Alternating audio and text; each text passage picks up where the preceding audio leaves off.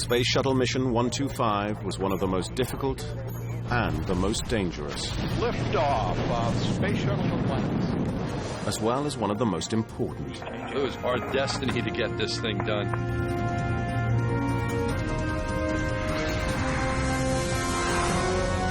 At stake were not only the lives of the crew, there's a hole in the cloth right in the palm, but possibly the most famous scientific instrument ever created.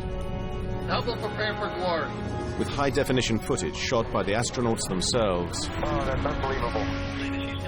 This is the inside story of the rescue of the Hubble Space Telescope.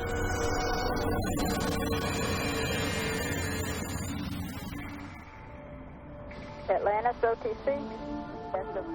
On the 11th of May 2009 at the Kennedy Space Center, Florida, the crew of the Space Shuttle Atlantis was about to make history. Atlantis astronauts now are 560 kilometers above the Earth, the Hubble Space Telescope was in trouble. The instrumentation was breaking down, and power systems were failing. If the crew couldn't rescue it, the telescope would die. But if they were to save Hubble, they'd have to go as far and as high as any mission since the moon landings, and perform some of the riskiest repair work ever attempted in space. Houston flight. Houston flight is go. Saving the space telescope was only part of the mission.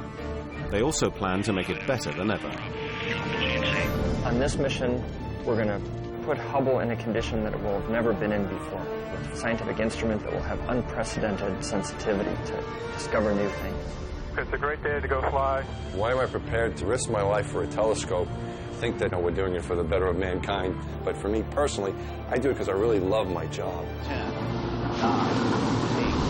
8, 7, NASA rated this final flight to Hubble as the most risky shuttle mission ever flown. Liftoff of Space Shuttle Atlantis. Final visit to enhance the vision of Hubble into the deepest grandeur of our universe. Go at throttle up. Houston, Atlantis copies. Go at throttle up.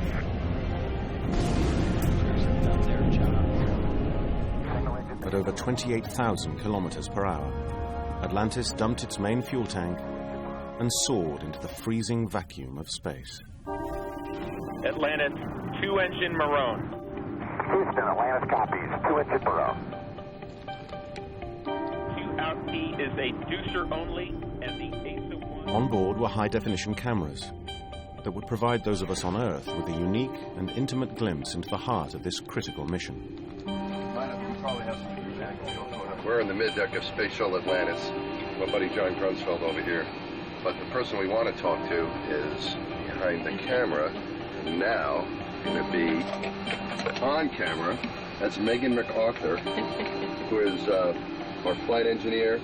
How was that ride uphill? That was something, wasn't it? Those 3 Gs kicked in. Oh, yeah, baby.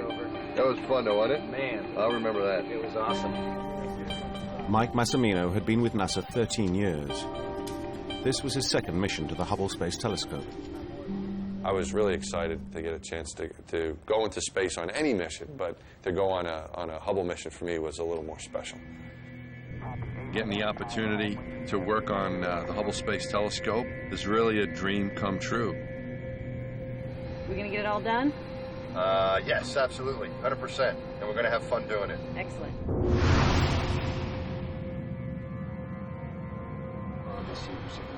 But before the crew could rendezvous with the still distant telescope, they needed to answer a crucial question. Had the heat shield on the underbelly of the shuttle survived the launch? Getting started on OBSS Sunburn. That's a big event. Yeah. We're doing inspections of the orbiter right now, the space shuttle with the inspection boom. So it's a busy day, and things are just going to keep getting busier. Mission Control was checking that the shuttle had not suffered any damage from flying debris during liftoff. This was of critical importance to those on board. Any damage to the heat shield could mean the shuttle might not survive re-entry into Earth's atmosphere.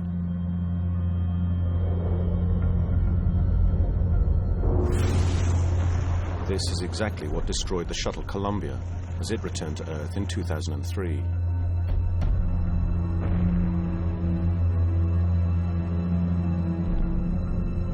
If Atlantis had suffered similar damage, the crew would have a lot more to worry about than repairing the Hubble Space Telescope.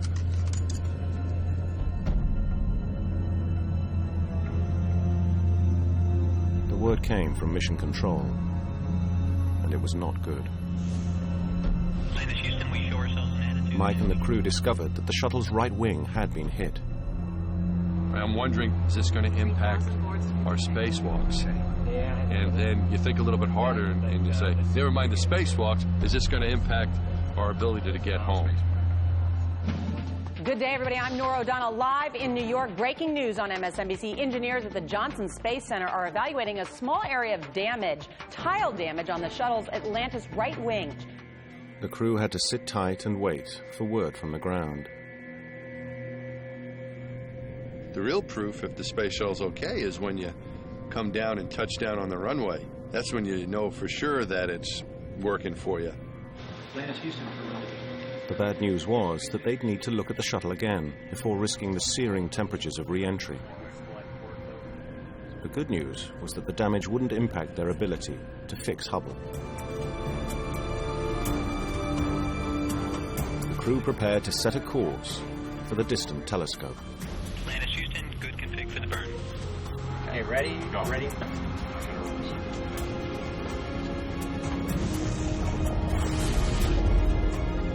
But actually catching up with Hubble would take some doing. We're 8,000 miles behind Hubble.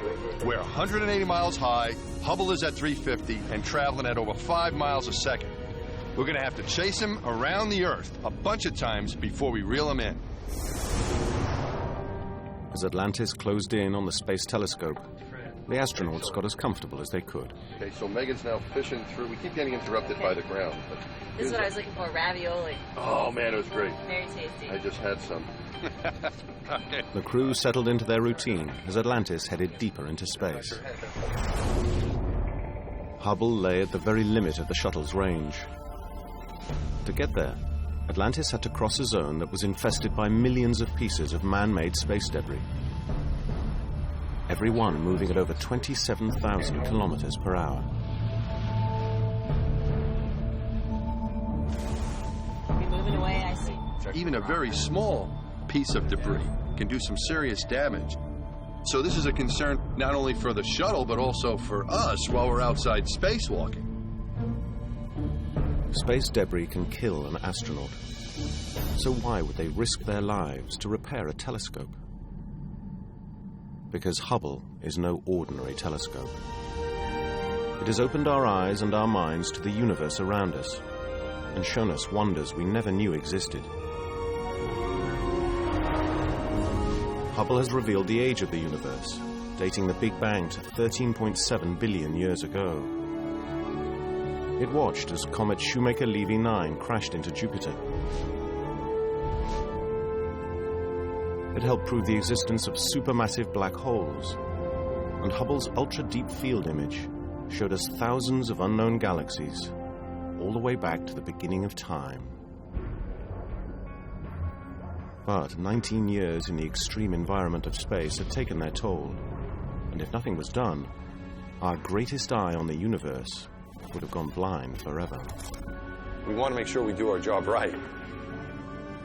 If we didn't get up there, the telescope would continue to decay, its science instruments would stop working, and then it would just become a giant monument to the space program orbiting the Earth.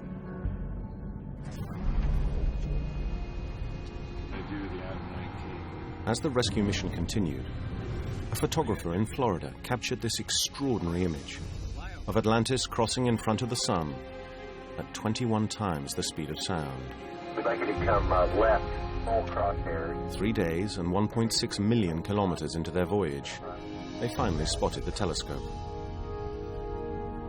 Hey, Houston, Atlantis can report that they're looking out the COAS. We see that star approaching from the east. Excellent. Hey, that's terrific news. We approached Hubble at night, and as we come up to it, it almost seemed lonely out there all by itself in space. We'd like you to come up. We were happy to keep it company for 5 days. Finally, they could see Hubble, but next, they had to catch it. I'm trying to get it, man. Mission Commander Scooter Altman is one of the world's top pilots. He performed Tom Cruise's aerial stunts in the movie Top Gun.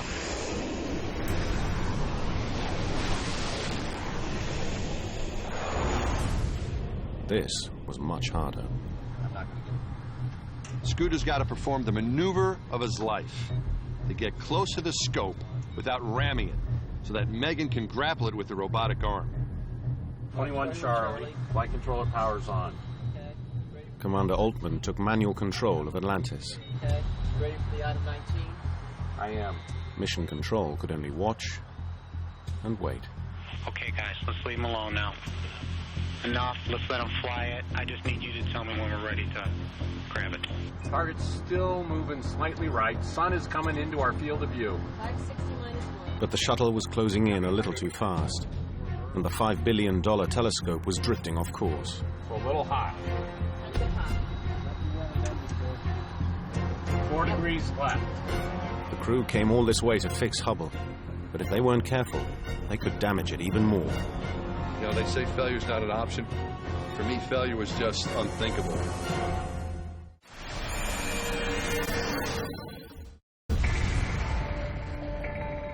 "560 kilometers above the Earth, Commander Scooter Altman was attempting to bring the shuttle Atlantis alongside the Hubble Space Telescope in order to begin their critical repair mission. I don't see anything... 600 feet, Scooter minus 1, a little hot. This was easier said than done. Atlantis was closing in too fast, and the telescope had drifted out of alignment. Drew, you're not seeing it slow down, are you? We're not slowing down that much, though, here. Target's still moving slightly right. Scooter has got to fly the space shuttle in formation with the Hubble Space Telescope at 17,500 miles an hour. That's one of the things that makes it a little more dangerous. I see us in attitude. Okay, I think it's going to come down pretty quick, but I do have some right pulses to put in. Here comes... The telescope, even though it's big, it's in space. So that if you knock it, it could tumble and get out of control, and it could be a big mess. Okay, I think it's starting to come back to the right. Here comes another pulse. Houston, 138 feet going in. Copy, 138 feet. So a little hot.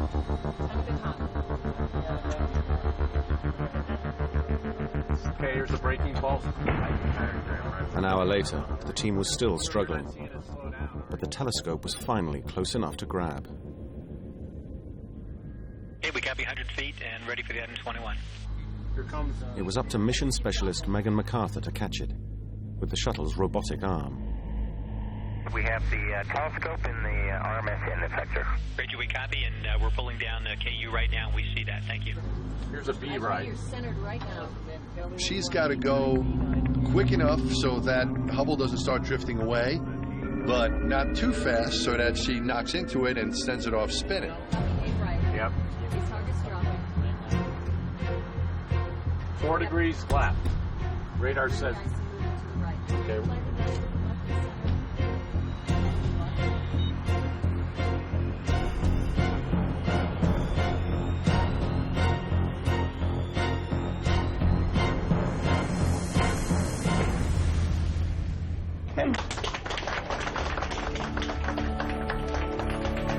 Houston, Atlantis.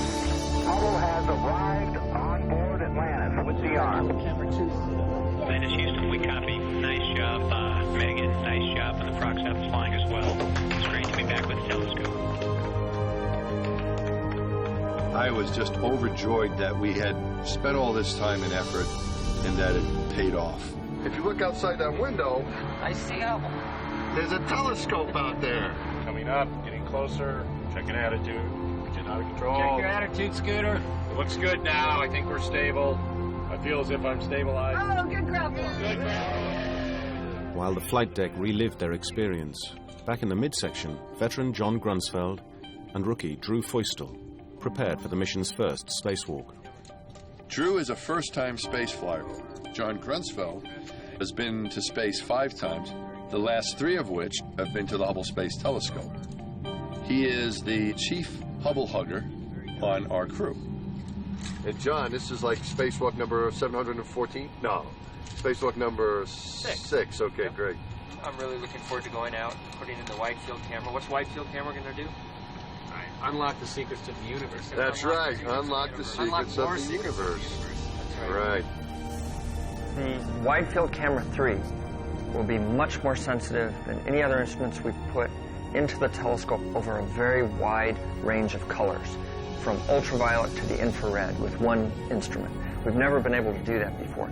And by being more sensitive, it allows us to see further back in time to dimmer and dimmer objects that are further and further away. Scientists even hope to capture galactic events from over 13.2 billion years ago, nearer to the Big Bang than ever before. Certainly bring it in to... The team had spent over 2 years practicing for this spacewalk. But the rehearsal pool is far from the perilous vacuum of space. Okay, this is the big one. Don the helmet. Check locked. No good, buddy. Wide field camera 3 is all yours. I'm gonna go get it. Go get it. We're gonna make it happen. This is his first time in orbit, first time in space. First time he's going to spacewalk, and he's going to do it on the Hubble Space Telescope. Club is open, Mass. This is great, John. We see you coming out. You can egress. Coming out. Ready, Drew? I'm ready, John. Let's go do this. Oh, this is fantastic. You're going to love it, Drew. As the astronauts ventured slowly toward the telescope, Massimino guided them every step of the way. DGT for the AVAX, Drew, when you're ready. And that guy's not staying, so... Working with limited resources in the harsh environment of space meant that each spacewalk had to keep to a strict schedule. Any unforeseen delays could mean that some repairs wouldn't get done. Drew Feustel now out of the hatch. Towards my feet. Sorry. Alpha handle will be next. Feustel's first job seemed easy, just undoing the main bolt that held the old camera in place. But even in space, what can go wrong will go wrong. 130. Mass, the MTL is slipping. Mass, I put in 3 attempts and see no motion on the A-latch bolt. The bolt was frozen, and nothing Feustel did could budge it. If Drew cannot get the old wide field out, the new wide field stays in the carrier and comes back home to Earth, where it doesn't do us any good. This was the very first job of the first spacewalk, and the astronauts were facing total failure. About 3 MTL slips on each attempt and see no motion on the A-latch bolt. If they couldn't undo it, they couldn't install the new camera. The billion-dollar mission was stuck on a $10 bolt. Yeah, it's still slipping. Atlantis Houston, take the ratchet to clockwise and just see if we can break potential stiction. Inside the shuttle, astronaut Mike Massimino could only watch. It's the most important scientific objective that we have on the flight, and it's not working. In desperation, the astronauts resorted to a series of more powerful tools. So we ought to try that short adjustable. But they had to be careful not to use too much force. Okay, Mass, I just want to understand, how far can we go with this, and what are the implications if I over-torque and break the bolt? Sure you want to know. Okay, but I think we understand that if it breaks, then wide field stays in. These engineers and scientists have been with the telescope their whole career. Their life's work has been working on the Hubble. Go ahead and put it in there if you would. They must be going out of their minds, working out whether or not they're going to get their new instrument in the telescope or not. We'll have them do that. For 3 hours, the bolt fought all attempts to free it. From the ratchet. Time was running out. Okay, Megan, 2 feet away. The final option was to apply unlimited power and risk breaking it. I see our next is to remove the CMPL and try it without an MPL at all. Okay, Megan, 2 feet away, please. The next step will be to apply more force without any limiter. The telescope's future hung on a single bolt. Thanks. Okay, here we go. I think I got it. It turned. It definitely turned. Yep, it turned. And it's turning easily now.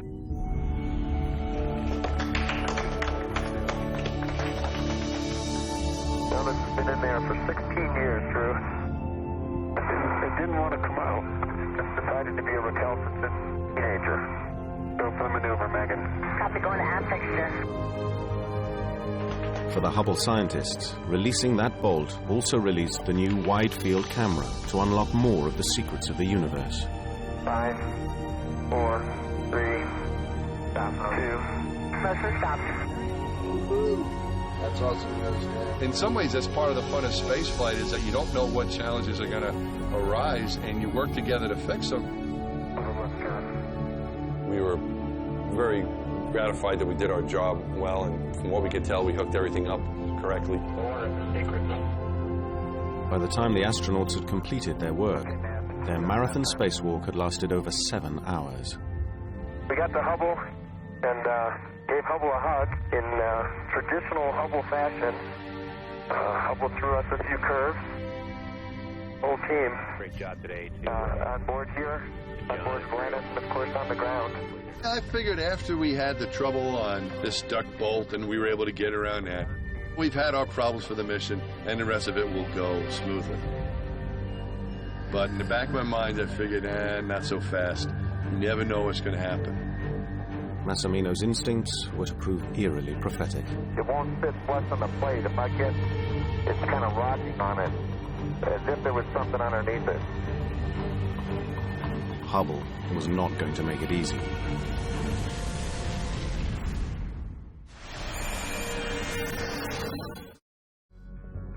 It was the morning of the second spacewalk. Straighten out your leg. It's just under my toes. Astronauts Mike Massimino and Michael Good headed out to work on the Hubble Space Telescope.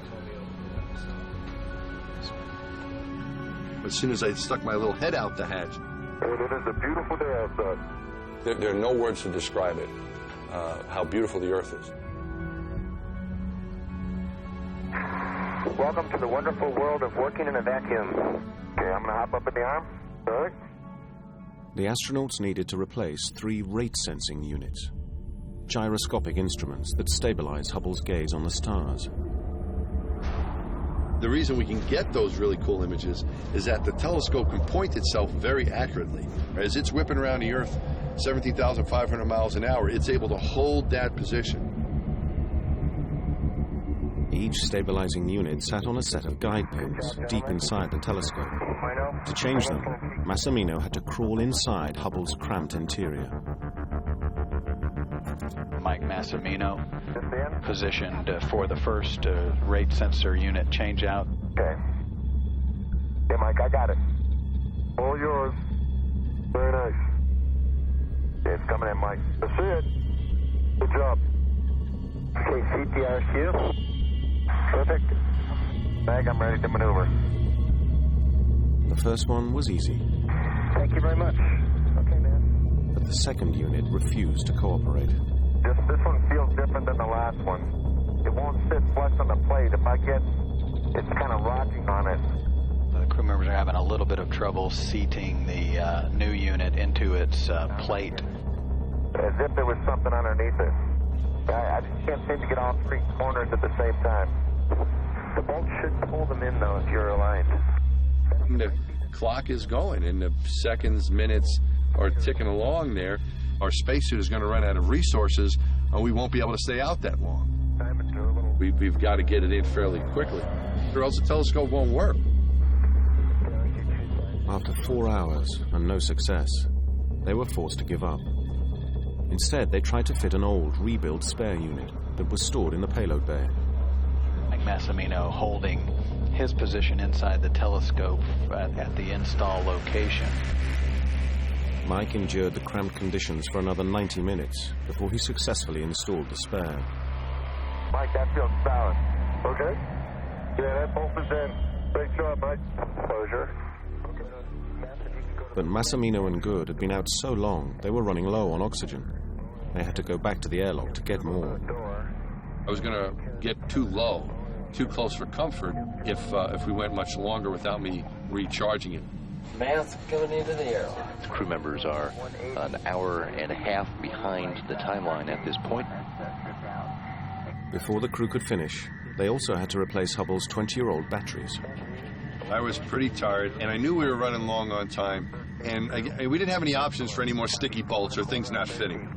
Massimino has engaged all of the bolts on the battery module. At last, finally, something went as planned on this spacewalk. You can go get the left door.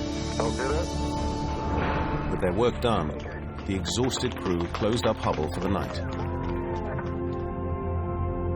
Okay, Mass. Bueno. Yeah. EVA-2. What do you think? Nothing was going right. From the beginning, nothing fit. We got that stuff. They got geniuses figuring stuff out to like the nanometer, right, or whatever. You know, and it's still not fitting. We're both trying stuff. I don't know what's going on out there. Somehow, I think it all worked. Let's see. There is a God. Bueno, your first spacewalk. What do you think of looking at the Earth? Oh my gosh! There was one moment when we went over Kenya, and John mentioned it. And I looked down, and we were just going into sunset, and there was lightning right on the border of day and night. It was incredibly beautiful. I think I was upside down on the arm, so I was looking straight down on the Earth, and it couldn't have been more beautiful. It was really impressive. I like my Great. pants on. So what did you think of that view, the view up at the battery install? At that point, I think I had my eyes closed. It was dark. It was night, and I was just wanted to get inside at that point, so I don't think I looked. Okay. I saw the battery though. Okay, boys. Let me close with this. It was great being out there. It was great being out there with Mike and working with Megan and Drew and John and you, Ray J and Scooter. It's also kind of nice to be back in here right now.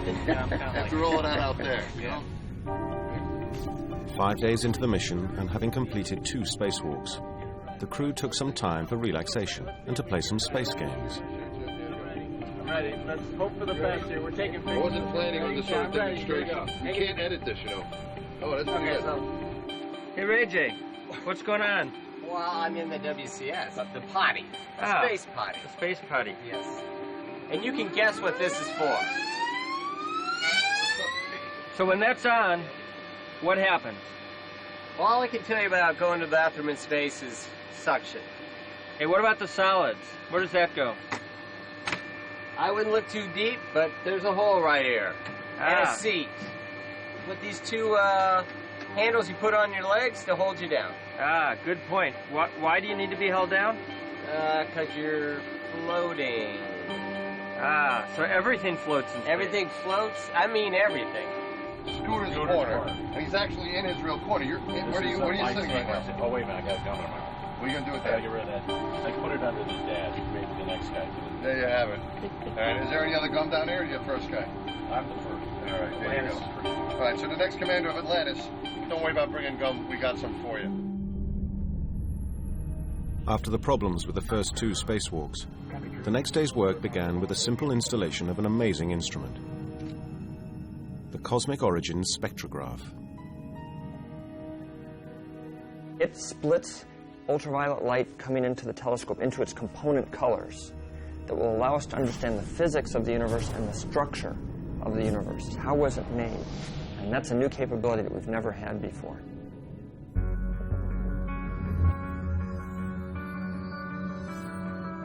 The Cosmic Origins Spectrograph now in the telescope. The installation went without a hitch. But now Feustel and Grunsfeld were faced with a tough technical challenge never before attempted in space. In past Hubble servicing missions, we always had replaced things. If the light bulb doesn't work on the refrigerator, you replace the whole refrigerator. You don't change the light bulb. And what had happened in the case of the Advanced Camera for Surveys was not just replacing something, but actually repairing on site with special tools an instrument that was never intended to be repaired in space. The camera circuitry had failed. Fixing it meant taking the instrument apart, screw by screw. Okay, John, sounds good. And the elevator drive blocks. You're doing a very delicate operation, but you're doing it with a big spacesuit on and big gloves. It's like trying to operate maybe with boxing gloves on. You can't even rub anything because microscopic particles might come loose and cause trouble for the telescope. Okay, copy number 1 is in the bag. Despite the difficult working conditions, they got it done in record time. Maneuver a little better? Atlantis Houston for EVA, we have a good aliveness test on ACS. Oh, that's unbelievable. Low voltage power supply. The repair of the advanced camera for surveys will allow us to look deeper into the universe than we've ever looked before. And by looking further back, we're going to see, hopefully, the clues about the very first galaxies that were formed. You guys looking great in the airlock. Great job today to John and Drew. The string of problems that had plagued the mission appeared to be over. As the crew checked off one challenge after another, Mike Massimino faced a milestone in his career as an astronaut. Hey, great, Rick. Thanks very much. And you got to know Sweet. It was going to be my last spacewalk, and it was going to be my last spacewalk for some time, and maybe that was going to be it.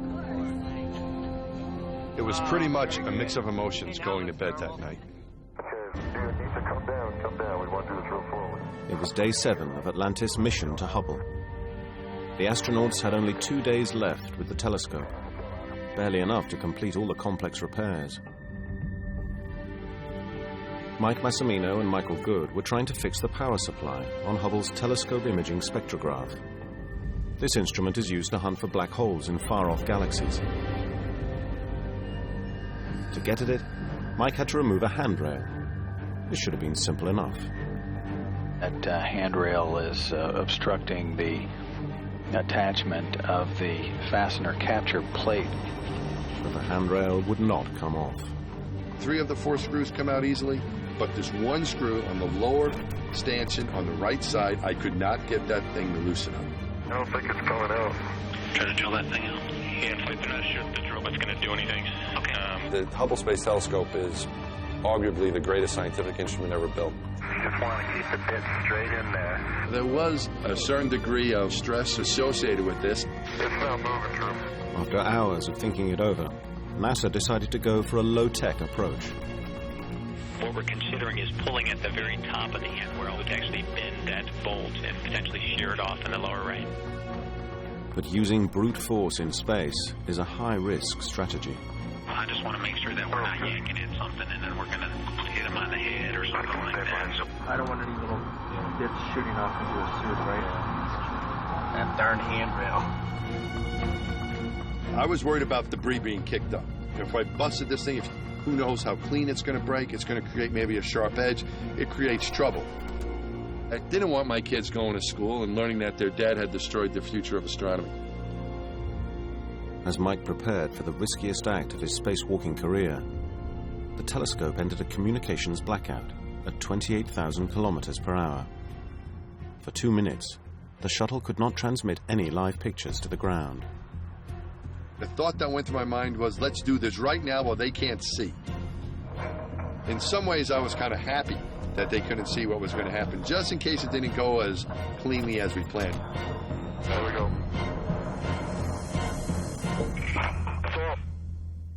Disposal back, please. I breathed the biggest sigh of relief when that handrail snapped off cleanly. And man, good news, the sun is coming up.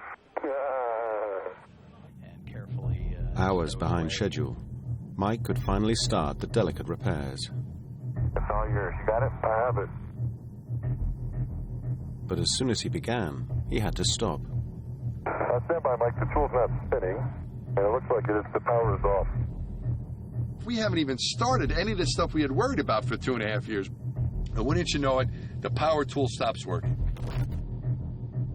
We had another power tool that we could use in the airlock, and I just went back and fetched it. The instrument could have changed color. It could have probably went on fire. I don't think there's anything that could have happened out there that would have made me flinch after the trauma I went through with that handrail. But if Mike thought his troubles were over, he was wrong. A1 is complete. As he finished his repair, he made a chilling discovery. Okay, thank you. There was a tear in his space glove. It could be a pretty dangerous situation. You have a limited air supply, and if you get a leak, you could evacuate that air supply fairly quickly. I report it and show it into my helmet camera. There's a hole in the cloth. Yeah, John, just for clarification, could you let us know whether it looked like a tear or a cut on Mass's glove? Although Mike could detect no loss of pressure, his crew had seen enough. Thinking I want to bring these guys in at the end of this task. Do you guys concur? Yeah, no, you bet. Luckily for Mike, The tear didn't penetrate all the way through to the skin, but he knew that this had been a close call. The vent duct is in. I think I might have set a record for prayers said during a spacewalk.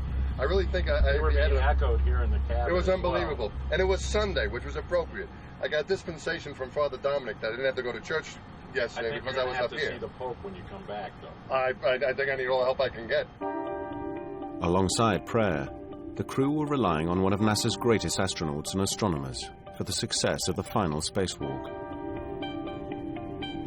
I think it was very fitting that John Grunsfeld was going to be out there. He had spent more time at Hubble than any other person. He does love the telescope and what it can do. And under Grunsfeld's expert guidance, the process went smoothly. Dragging away from the telescope slowly.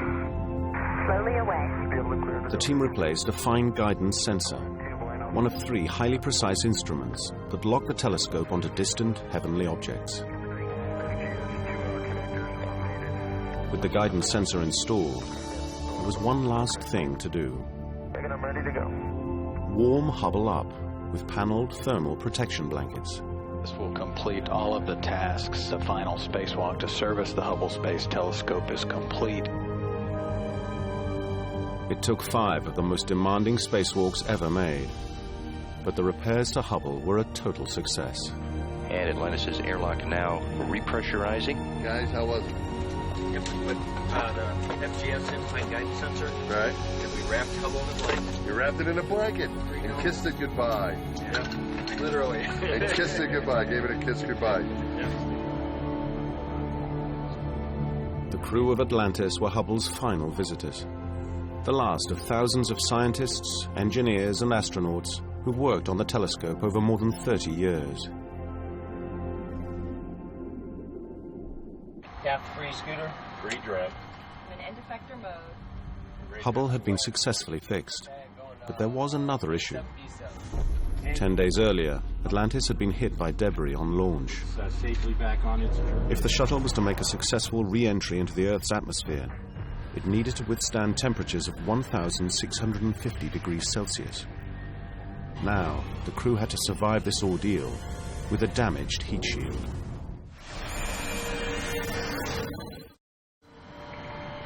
I'm going to select 5 seconds. The mode switch is in auto. 3, 2, 1, release.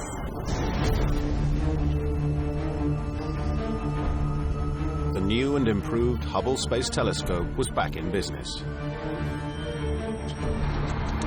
Oh, baby, look at that. 31. There it is, Scooter. 35. Thank you. It's wonderful to see Hubble, the most famous scientific instrument of all time, duly upgraded and ready for action thanks to you. Hubble, prepare for glory. Excellent, excellent. Hubble, prepare for glory. After having done such a good job, the crew awaited the customary congratulations from their boss. Floating in attention. Atlantis? Good evening, sir. Atlantis is here standing by. How are things in Washington?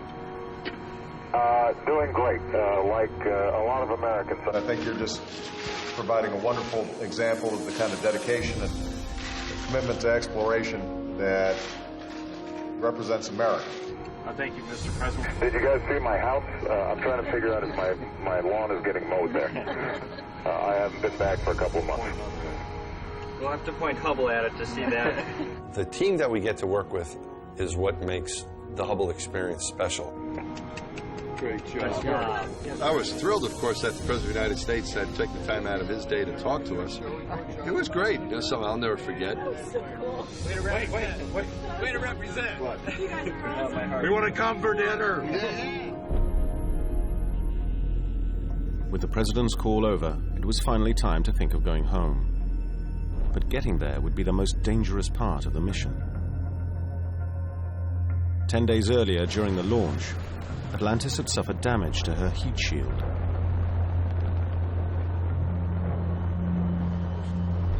Now the crew had to inspect it again and decide if it could survive the white heat of re-entry. Planned late inspections and the nose gap of the reinforced carbon panels lining both wings. We did a late inspection, and the shuttle was cleared for re-entry, and we were cleared to come back Since the Columbia accident, it's always in the back of our minds that it's a pretty dangerous thing you're going to do. It's going to build up a lot of heat, and all that's ahead of us coming through the atmosphere to make it down safely. Yeah, we're getting ready to go home. Here we go. We're getting ready to go. Last chance for romance. Even if they did survive, bad weather in Florida meant that their preferred landing site was unavailable. Current observation, thunderstorms within 30. Thunderstorms within 30. The shuttle continued orbiting, using up precious food, water, and air. Okay, folks, we are formally waving up from the Cape. We're going to keep that towards targets. Now the crew of Atlantis braced themselves for the most dangerous part of their epic mission. Okay, Houston, we copy that. We'll go into Edwards.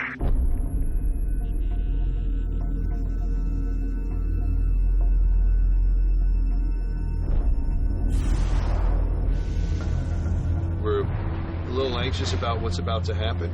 We've got to stick to the task and be professional, and we've got a big task in front of us. Airline pressure max, are we seeing an increase, or is this just right at the limit? It's just right at the limit, and then the whole flight. All right, copy.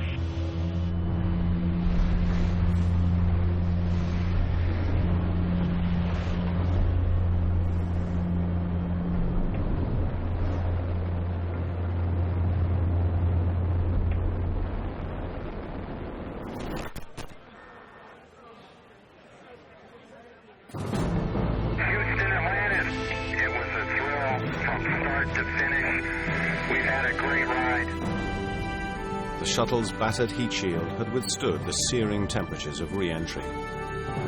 The crew were coming home.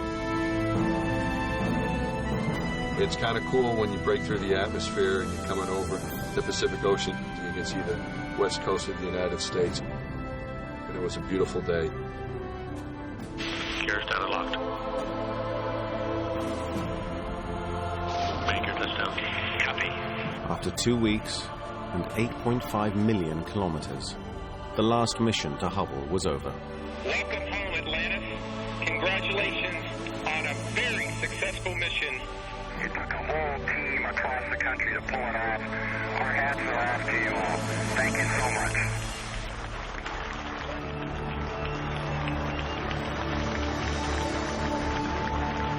I knew it was going to be tough. I knew it was ambitious what we were trying to do. I didn't think the odds were in our favor that we'd get everything done successfully. We would never know that what was out there if it wasn't for Hubble taking us there. And that's what I think we've left behind. The telescope that's just going to unlock the wonders and the secrets of the universe for generations to come. 3 months after their epic mission, NASA released these pictures from Hubble's new cameras. Images that mark the start of a brand new age of discovery.